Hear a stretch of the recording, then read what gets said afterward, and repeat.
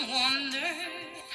Consider all the world thy hands have made. I see the stars, I hear the rolling thunder. Peace, all in one, family connection. Around the table of August 2022 on the year. Then sings my soul, my Savior God to thee. How great Message mwen pou nou nan table ronde sa. Se pou tout mari supporter defo madame yo. Nan pense nou, parole, plus aksyon nou. Kote nou madame, bay même exemple ça avec mari yo. Kon sa, ti moun yo gen pou devoir pour yo faire développer message ça dans tout l'autre foyer avec zami l'école yo, zami l'église yo. Kon sa, nous déjà dit victoire pour société des mères. Famille haïtienne, famille universelle. Écoutez cette chanson en attendant notre invité spécial pour le message du jour. One day at a time, sweet Jesus.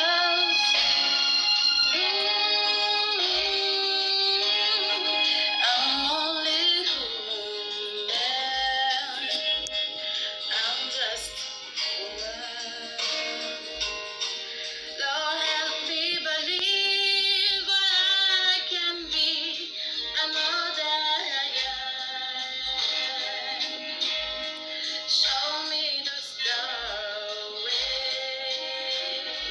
I have to climb, Lord, for my strength. Teach me today, one day at a time. One day at a time, sweet Jesus. That's all I'm asking from you. Give me the strength to do every day what I have to do. Yesterday's gone, sweet Jesus, and tomorrow may never be mine. Lord, help me today, show me the way, one day at a time. Tu m'as tout prêté, la vie, la santé. Je veux croire en toi, en toutes tes bontés pour l'humanité. All in one, family connection. Pour chanter, une âme pour aimer,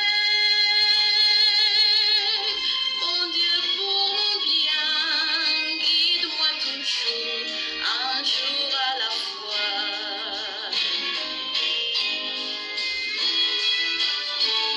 Un jour à la fois, oh mon Dieu, c'est tout ce que je te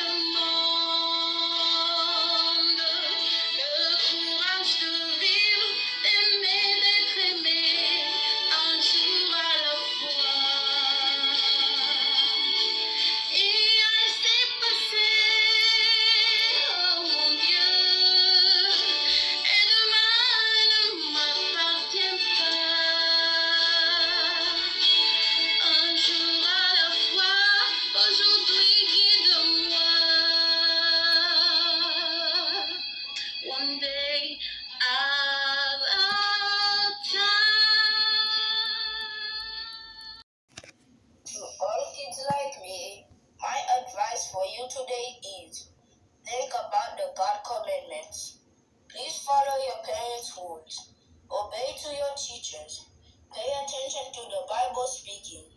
When you do so, you will become a right human social for life. Good luck to you. Faisons place à notre invité du jour. Donc il y a des gens qui font des études, ils parlent à ses parents, mais toi tu connais rien, mais toi tu viens du bled, mais ça c'est pas ton époque. Ça, vous pensez que c'est une manière de parler à ses parents, s'adresser ainsi, de les rabaisser, c'est-à-dire qu'ils connaissent rien, pourquoi? Il n'y a que ceux qui ont bac plus 5 qui connaissent des choses. Wallah al-Azim, je connais plein de gens qui ont des bac plus 4, 5, Wallah c'est les plus idiots que je connaisse. Wallah al-Azim. Depuis quand le diplôme il fait de toi quelqu'un d'intelligent? Wallah, et nos parents, ils étaient... Wallah, al-Azim, mon père, il était illettré. Wallah, je le considère plus intelligent que moi. Et pourtant, je parle plusieurs langues étrangères et j'ai des diplômes à la fin et j'ai étudié à la Sorbonne. Wallah, les diplômes, ça veut rien dire. Vous croyez que c'est facile de venir à 12 ans, 13 ans, de traverser la Méditerranée dans un pays, de travailler, de fonder une famille, d'être honnête toute sa vie, de jamais voler, d'éduquer ses enfants, de travailler 2-3 travails jusqu'à la fin de sa vie, jusqu'à l'âge de la retraite? Vous croyez que c'est donné à tout le monde de faire ça? Vous croyez que ça ne demande pas beaucoup de courage, beaucoup de volonté? Tous ces efforts que nos parents ils ont fait, oui, votre mère, ça fait 30 ans, 40 ans qu'elle s'occupe de vous, qu'elle lave vos vêtements, vous rentrez à la maison, vous fait à manger. Vous croyez que c'est donné à tout le monde de faire ça? Jusqu'au jour où vous-même vous aurez des enfants, et là vous verrez. Et là vous direz, ah oui, subhanallah, ah oui, là je vois c'est quoi les parents. Profitez de vos parents pendant qu'ils sont encore là. La plupart d'entre vous, vos parents, ils sont encore vivants? Oui? Qui a ses parents qui sont encore vivants? Levez la main s'il vous plaît. Regardez, mashallah, tabarakallah alaykoum. Là, moi je vous envie. Moi, mes 2 parents, ils sont décédés. Rahmatullah alayhima. Moi, je vous envie, j'aimerais bien être à votre place. Et le message que je vous donne, c'est un message sincère du fond du cœur. Pour vous dire que vous avez de la chance, mais vous vous en rendez peut-être pas suffisamment compte.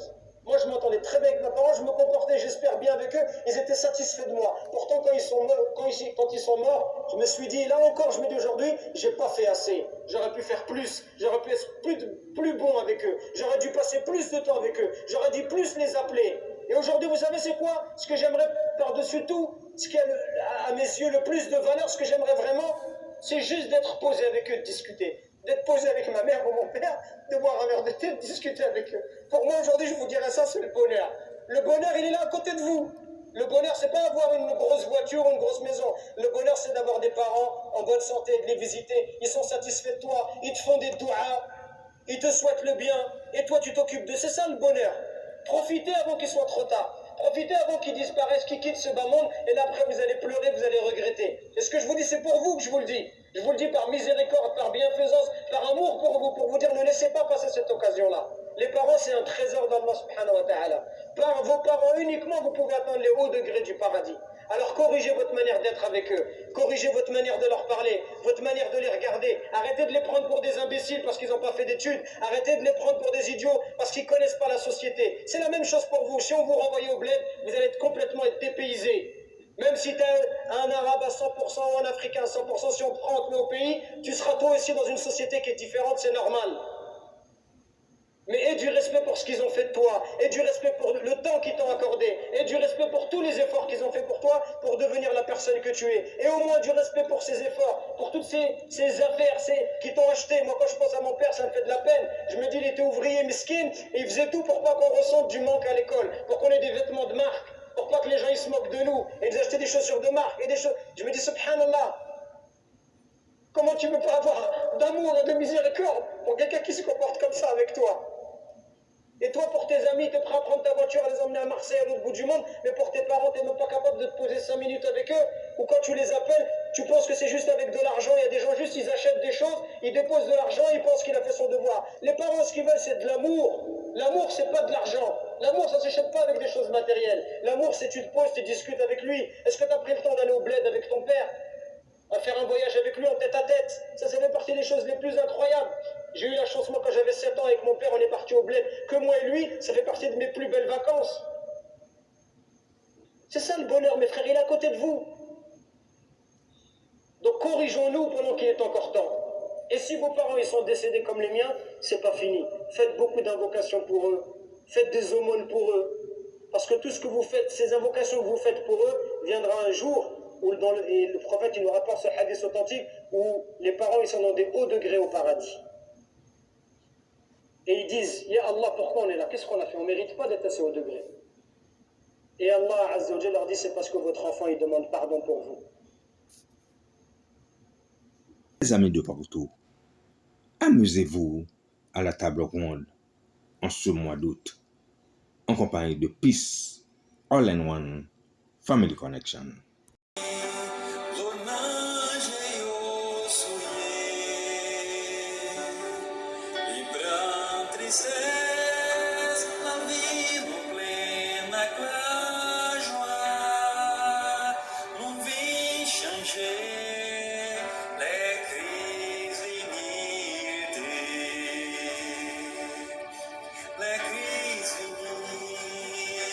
Sans sapin fin brisé,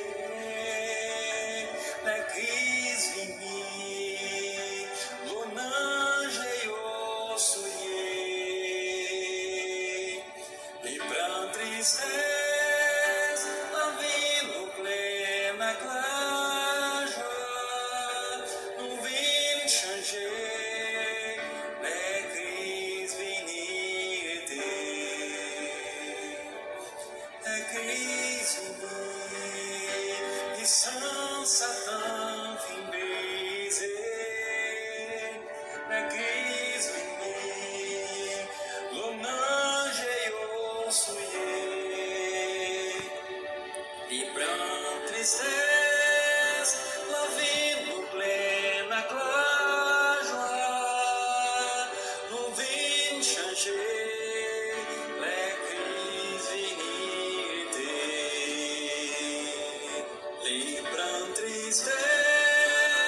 La vie nous pleine à la joie, nous vîmes changer les crises dignité.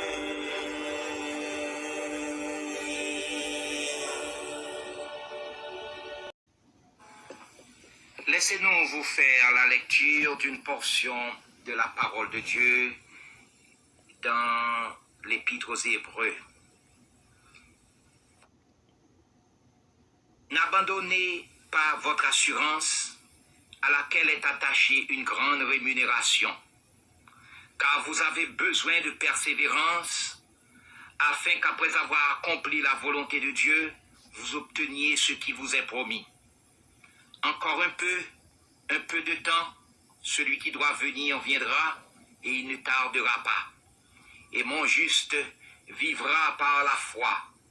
Mais s'il se retire, mon âme ne prend pas plaisir en lui. Nous ne sommes pas de ceux qui se retirent pour se perdre, mais de ceux qui ont la foi pour sauver leur âme. Or, la foi est une ferme assurance des choses qu'on espère, une démonstration de celles qu'on ne voit pas.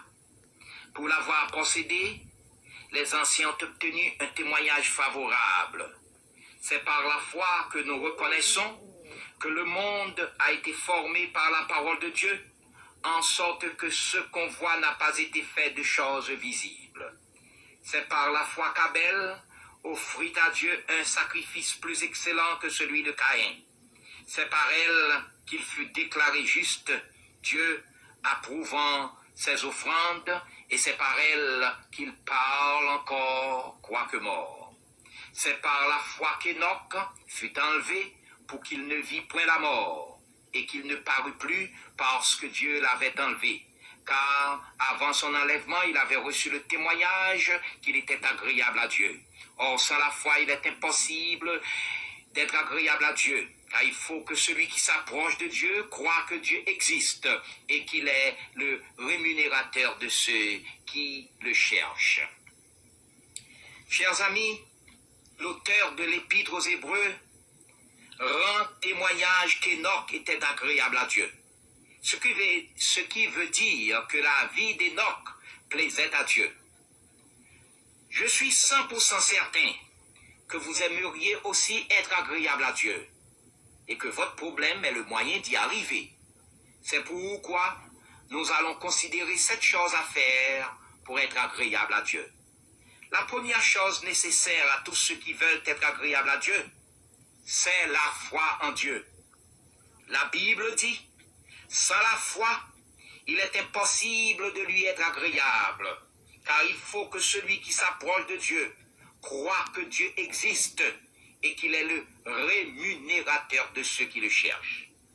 On doit d'abord croire à l'existence de Dieu et l'on doit aussi avoir la conviction que Dieu récompense ceux qui l'invoquent de tout leur cœur.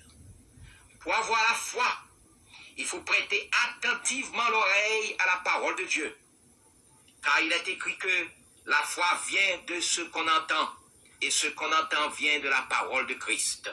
En d'autres termes, la foi naît du message de l'évangile de Jésus-Christ que l'on reçoit. Cependant, il ne s'agit pas simplement d'avoir la foi. Il faut que la foi soit active, qu'elle produise des actes qui prouvent qu'elle est vivante. Car Jacques dit, la foi sans les œuvres est morte. L'œuvre de la foi vivante, c'est l'acceptation et la confession du Seigneur Jésus comme son sauveur personnel. C'est dans ce sens que Jean dit, l'œuvre de Dieu, c'est que vous croyez en celui qui l'a envoyé. La foi qui naît de l'attention prêtée à la prédication de l'Évangile est puissante pour nous rendre agréables à Dieu parce qu'elle nous fait trouver le salut en Jésus-Christ. La cinquième chose qui doit faire partie intégrante de la vie de celui qui veut être agréable à Dieu, c'est l'obéissance à la parole de Dieu. Il n'y a rien que Dieu apprécie plus que cela. C'est pourquoi, lorsque Saül, ayant refusé d'obéir à l'ordre de Dieu, crut se racheter en offrant des holocaustes avec des bêtes dévouées par interdit, le prophète Samuel lui dit, selon le premier livre de Samuel au chapitre 15, verset 22, « Voici, l'obéissance vaut mieux que les sacrifices, et l'observation de sa parole vaut mieux que la graisse des béliers. » La parole de Dieu, chers amis, c'est Dieu lui-même. Celui qui n'obéit pas à la parole de Dieu telle qu'elle est, rejette Dieu. Un tel individu ne peut pas s'attendre à être trouvé agréable aux yeux de Dieu. Il est facile donc de comprendre ces paroles de l'auteur du psaume 119. Heureux ceux qui gardent ses préceptes. Tu as prescrit tes ordonnances pour qu'on les observe avec soin. Puissent mes actions être bien réglées afin que je garde tes statuts. L'obéissance à la parole de Dieu doit caractériser la vie de ceux qui veulent plaire à Dieu. La sixième chose maintenant à faire, c'est de se mettre au service de l'Évangile. Je ne sais qui a dit que l'on est sauvé pour servir. Rien n'est plus vrai. Celui qui veut plaire à Dieu doit être au service de l'Évangile. Cela ne veut pas dire que l'on ne doit faire autre chose que prêcher l'Évangile. Certes non.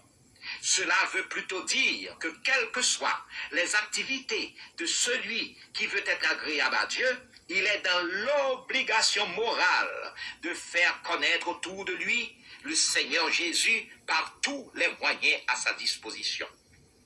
Et quant à ceux qui sont dans le ministère évangélique, la vie active de Paul au service de l'Évangile doit être un stimulant pour eux.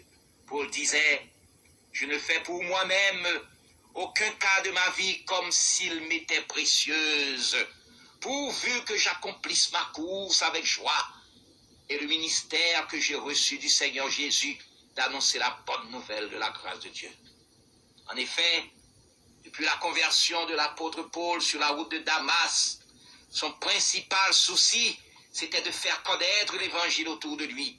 Il dit, « Fréquemment en voyage, j'ai été en péril sur les fleuves, en péril de la part des brigands, en péril de la part de ceux de ma nation, en péril de la part des païens, en péril dans les villes, en péril dans les déserts, en péril sur la mer, en péril parmi les faux frères. J'ai été dans le travail et dans la peine, exposé à de nombreuses veilles, à la faim et à la soif, à des jeûnes multipliés, au froid et à la nudité.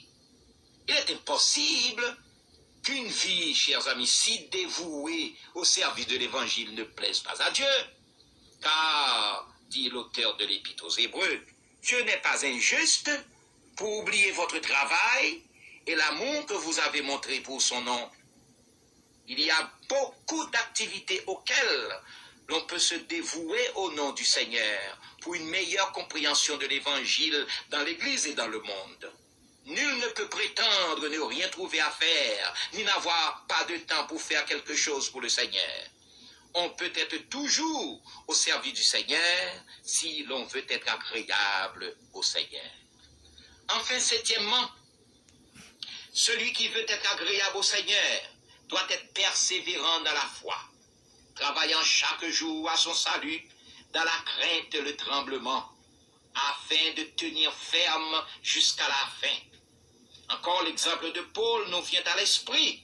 Il dit à Timothée, « J'ai combattu le bon combat, j'ai achevé la course, j'ai gardé la foi. » Une telle déclaration suppose une vie sans faux pas spirituel, sans compromission avec le monde, une vie de soumission à la volonté de Dieu et de dévotion à l'évangile de Jésus-Christ et d'acceptation des épreuves de la vie qui sont souvent des tests de notre foi en Dieu.